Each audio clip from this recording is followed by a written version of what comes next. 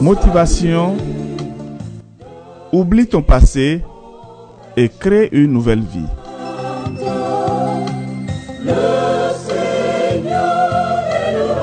Motivation pour grandir, se développer et se créer une nouvelle vie.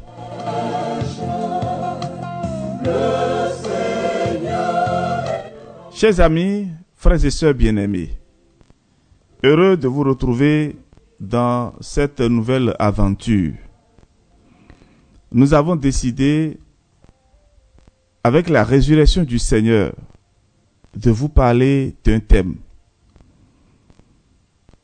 Un nouveau départ, oublier son passé et créer sa nouvelle vie. Oui, frères et sœurs, c'est possible. Nous pouvons vraiment enterrer définitivement notre passé et nous créer une nouvelle vie. Ceci est possible. Tout est possible avec la grâce de Dieu. Alors, je voudrais, au début de cet enseignement, et partager avec vous quelques réflexions sur ce qui se passe autour de nous. Une chenille passe ses journées à manger des feuilles et à ramper sur le sol. Elle est confortable dans cette existence, mais elle ressent également une certaine insatisfaction. Un jour, la chenille forme un cocon autour d'elle et se transforme en un magnifique papillon. Ce papillon, avec ses ailes colorées, est libre de voler et d'explorer le monde. Mon frère, ma sœur, tout comme la chenille, tu as la possibilité de te libérer de tes problèmes et de te métamorphoser en une version plus épanouissante et alignée avec tes aspirations actuelles.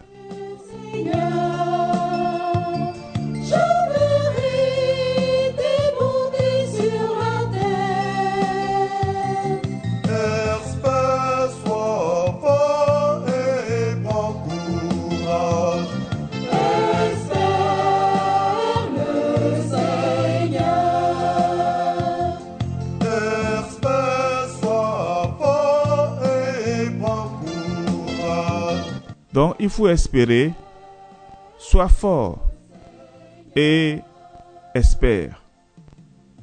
Prends ta vie à deux mains et tu pourras avancer.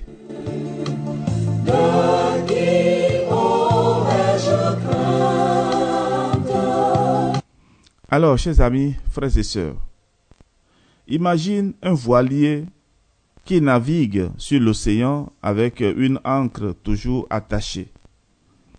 Peu importe à quel point le vent est favorable ou à quel point le marin est compétent, ce voilier aura du mal à avancer tant que l'ancre n'est pas levée. De la même manière, ton passé peut agir comme cette ancre, te retenant et t'empêchant de naviguer vers la destination que tu souhaites. Alors mon frère, ma sœur, en suivant ces enseignements de motivation, tu seras capable de laisser ton passé derrière toi et d'initier une nouvelle vie enrichissante et épanouissante. Tu auras acquis les compétences et les connaissances pour identifier les éléments de ton passé qui te freinent, pour les surmonter et pour créer une vision claire et réaliste de ton futur. Alors pour commencer, tu apprendras à affronter ton passé sans crainte, à embrasser ton histoire et à forger ta résilience. Ce processus de reconnaissance, d'acceptation et de transformation te libérera du poids de ton passé. Ensuite, il sera temps de te réinventer pour une vie épanouissante. Tu découvriras ton vrai moi, tu construiras ta nouvelle identité et tu apprendras à l'incarner dans ta vie quotidienne. Enfin, tu apprendras à sculpter ta vie idéale. Tu visualiseras ton avenir rêvé. Tu définiras tes jalons de succès et mettras en œuvre ton plan d'action. Alors, si tu es prêt, nous allons commencer ce décollage. Mais avant tout, tu dois apprendre à faire face à ton passé et à surmonter les épreuves traumatisantes afin de renforcer ta résilience et ta capacité à aller de l'avant. Tu dois donc cesser de porter le poids de ton passé. Alors, le premier exercice que je voulais te demander, c'est d'abord accepter d'affronter ton passé sans crainte. Tu dois accepter ton passé. Tu dois accepter que dans la vie, tout ce que nous avons vécu ne vient pas de nous, mais ces événements malheureux, entre griffes, peuvent nous servir pour grandir. Et si l'homme ne passe pas par des difficultés, il ne peut pas mesurer sa force de frappe. Alors, chers amis, reconnaître et comprendre ton passé est une étape essentielle pour te libérer de son emprise et bâtir un futur épanoui. En ignorant ou en évitant ton passé, tu risques de te retrouver prisonnier de schémas de pensée et de comportements répétitifs qui ont laissé une empreinte dans ton esprit à cause de ces expériences passées. Ces schémas peuvent te retenir et t'empêcher de progresser, limitant ta croissance personnelle et professionnelle. Ils peuvent aussi provoquer des troubles émotionnels et psychologiques comme l'anxiété, la dépression ou le stress post-traumatique. Chers amis, imagine un voilier qui navigue sur l'océan avec une ancre toujours attachée. Peu importe à quel point le vent est favorable ou à quel point le marin est compétent, ce voilier aura du mal à avancer tant que l'ancre n'est pas levée. De la même manière, ton passé peut agir comme cette ancre, te retenant et t'empêchant de naviguer vers la destination que tu souhaites. Prenons l'exemple de la vie d'une femme que nous allons nommer Audrey. Audrey a été marquée par une enfance et une adolescence traumatisantes, avec divers abus et défis. Cependant, au lieu de laisser ces expériences définir sa vie, elle a choisi de les confronter et de les surmonter. Ce faisant, elle a non seulement réussi à surmonter ses propres traumatismes, mais a aussi utilisé son expérience pour aider d'autres personnes confrontées à des défis similaires. Sa décision de faire face à son passé, de l'accepter et de le surmonter a été cruciale pour son succès et son influence en tant que personnalité médiatique de premier plan. Ainsi, mon frère et ma sœur, il est essentiel que tu fasses face à ton passé, que tu le reconnaisses et que tu travailles à le comprendre. C'est la première étape pour te libérer de son emprise et ouvrir la voie à un avenir meilleur et plus lumineux. Je voudrais partager avec toi, en guise d'introduction, une expérience personnelle. Je suis prêtre et en tant que prêtre, je peux te dire que le chemin n'a pas été facile. J'ai eu d'abord une enfance très difficile. Détaché de l'amour maternel déjà à 6 ans, je devais voyager avec mon grand frère, mon tuteur, de ville en ville. Presque chaque 2 ans ou 3 ans, on devait changer de ville. Et je devais reprendre à nouveau et encore l'habitude. Je devais reprendre avec mes amis, m'habituer à la nouvelle ville, la nouvelle école et reprendre encore les habitudes. Et au moment où je m'apprête à m'adapter et à intégrer réellement mon milieu de vie, c'est en ce moment que une autre affectation arrive et on doit encore déménager. Vous n'imaginez peut-être pas ce que cela peut produire dans la vie d'un enfant. Ou tout simplement dans la vie de n'importe qui, un homme ou une femme. Mais ce sont des choses de notre passé qui ont laissé des taches. Même si nous ne sommes pas tellement conscients, plus tard, on peut se rappeler. Et tout ce que nous avons vécu dans l'enfance laisse toujours une trace dans notre vie. Autre exemple, quand mon tuteur n'était pas toujours à la maison, parce qu'il va souvent en mission, avec sa femme, ce n'était pas facile. Il fallait donc se lever très tôt le matin pour les travaux domestiques et se coucher tard le soir. Au moment où tout le monde a fini, c'est en ce moment-là que je vais pouvoir prendre mon cahier et étudier. Mais Dieu merci, j'ai toujours réussi favorablement mes études. Mais pourquoi je vous parle de cette expérience?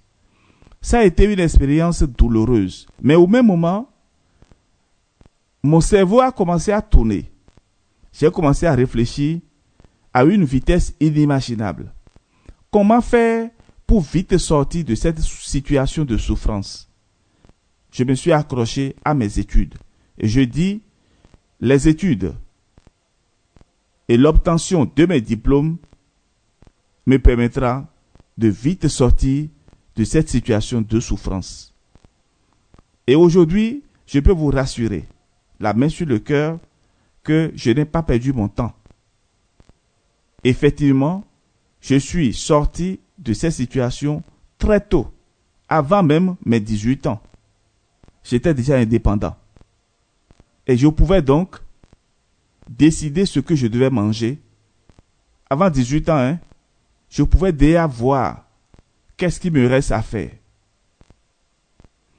Aujourd'hui, en faisant un retour vers le passé, je me dis, et je le constate dans ma vie, que cette éducation un peu dure que j'ai reçue m'a permis d'être ce que je suis aujourd'hui. Alors, faut-il en vouloir à ma belle-sœur? Non. Certainement, elle ne sait pas tout le mal qu'elle me faisait. Au même moment, ce que je suis aujourd'hui, je peux dire que c'est le produit de l'éducation que j'ai reçue. Et je ne peux pas dire aujourd'hui que j'ai reçu une mauvaise éducation. Les difficultés m'ont forgé, les difficultés m'ont formé et je suis devenu aujourd'hui un produit fini. Je dirais oui, un produit fini parce que je peux décider aujourd'hui de ma vie ce que je dois faire. Je peux prendre des décisions parce que je suis passé par des étapes qui m'ont permis donc de prendre ma vie en main. Alors mon frère, ma soeur, là où tu es aujourd'hui, il ne faut pas en faisant un retour dans ton passé, il ne faut pas en vouloir à toutes ces personnes qui ont été sur ton chemin, qui peut-être t'ont maltraité. Ne vois pas cela comme étant négatif. Parce que dans la vie, on ne perd jamais dans une expérience. On gagne toujours. Soit tu gagnes ou bien tu perds. Tu perds au moment où tu as décidé de perdre. Parce que toute situation que tu rencontres dans la vie est une expérience qui vient enrichir ton patrimoine. Donc cela dépend du côté où tu prends ce que tu as vécu par le passé. Si, par le passé, tu avais vécu une situation malheureuse qui t'a amené peut-être à quitter très tôt la famille et à être indépendant, à commencer à chercher à manger toi-même, et aujourd'hui, tu arrives à bâtir ta vie, remercie le Seigneur. Remercie tous ceux qui ont été sur ton chemin, parce que le Seigneur peut se servir même d'une situation difficile pour te construire un avenir meilleur. Alors, je m'arrête là avec l'exemple que je voulais vous donner. Alors, la solution du déni ou de l'évitement, c'est ce que je voudrais vous proposer maintenant. Avec cette expérience personnelle que je viens de vous partager, je viens vous dire ceci. L'un des moyens que la plupart des gens utilisent pour surmonter leur passé douloureux est de l'ignorer ou de l'éviter. Ils pensent que si on ne pense pas aux événements traumatisants, ils perdront leur pouvoir et finiront par disparaître. Cependant, cette solution est loin d'être efficace. En réalité, elle ne fait qu'aggraver la situation. Je vous reprends un peu ce que je voudrais dire par là. L'un des moyens que la plupart des gens utilisent pour surmonter leur passé douloureux est de l'ignorer ou de l'éviter. Donc, vous comprenez par là que on ne peut pas ignorer son passé. On ne peut pas éviter son passé. Ils pensent que si on ne pense pas aux événements traumatisants, ils perdront leur pouvoir et finiront par disparaître, ce qui n'est pas vrai. Cependant, cette solution est loin d'être efficace. Donc, cette solution est vraiment loin d'être efficace. Tu ne peux pas oublier définitivement ton passé. Non, tu dois partir de ton passé et être un homme. C'est-à-dire un nouveau produit que toi-même tu as voulu. Parce que ce que tu as vécu par le passé devient pour toi maintenant un thermomètre. Devient pour toi maintenant une boussole pour t'orienter dans tes décisions à prendre pour le futur. L'évitement ou le déni du passé agit comme une bombe à retardement émotionnel. Au début, il peut sembler que tu te sens mieux, que tu as réussi à échapper à la douleur de ton passé. Cependant, avec le temps, ces émotions refoulées et ces souvenirs non résolus ont tendance à ressurgir, souvent de manière inattendue et dans des situations qui peuvent sembler sans rapport. Cela peut se manifester sous forme de problèmes de santé mentale, de difficultés relationnelles, de performance au travail ou d'échecs à atteindre tes objectifs de vie. Je vais donner un exemple. J'ai accompagné une fille quand elle était en première ou en terminale. Son répétiteur qui vient à la maison a commencé à manifester quelques gestes. Vous comprenez ce que je veux dire? Donc, des gestes déplacés vis-à-vis d'elle. Par exemple, il vient poser la main sur l'épaule de la petite. Et un jour, quand elle a fini de donner les exercices à faire, avant de partir, elle donne un bisou à l'enfant. Vous devez faire très attention parce que chaque enfant a une certaine perception de la vie. Donner un bisou à quelqu'un en soi, entre griffes, et je m'excuse beaucoup, peut ne pas être un problème. C'est un signe d'affection. Mais, compte tenu du passé de la personne et compte tenu de l'éducation que la petite aurait reçue, cela peut lui sembler déplacé. Et surtout, quand ça vient de quelqu'un qui est un enseignant, un éducateur. Alors, cela a traumatisé l'enfant. Et plus tard dans sa vie, elle n'arrive pas à avoir une relation harmonieuse avec les garçons. quand un garçon s'approche d'elle comme ça, elle tremble, elle a peur, tout simplement parce que elle se rappelle son passé ou son répétiteur, son professeur de maison, qui était aussi l'un de ses professeurs à l'école, la manière dont ce professeur se comportait vis-à-vis d'elle, elle a gardé ce souvenir. Et vous voyez, ces gens de personnes, c'est difficile de pouvoir nouer des relations stables et durables. Et nous devons faire beaucoup d'attention. Alors, prenons à présent l'exemple de l'acteur Robin Williams. Malgré son succès phénoménal et sa capacité à faire rire les gens, il luttait contre des démons internes nés de son passé difficile. Au lieu de faire face à ces problèmes, il a tenté de les ignorer et de les cacher, ce qui a finalement contribué à sa dépression et à sa lutte personnelle. Cet exemple montre que l'évitement n'est pas une solution efficace pour surmonter les traumatismes du passé. C'est comme essayer de contenir l'eau d'un barrage qui fuit avec du ruban adhésif. Au début, cela peut sembler fonctionner, mais avec le temps, la pression s'accumule et finit par faire éclater le barrage, causant beaucoup plus de dégâts que si on avait traité la fuite dès le début. J'espère que vous me comprenez. Et donc, quand par exemple, devant une situation, ici par exemple on parle de barrage, ça peut même être un réservoir d'eau que nous tentons de fermer avec du scotch. Mais la pression de l'eau peut faire que le scotch que nous avons mis peut s'enlever. Et on va perdre l'eau qui est dans ce réservoir.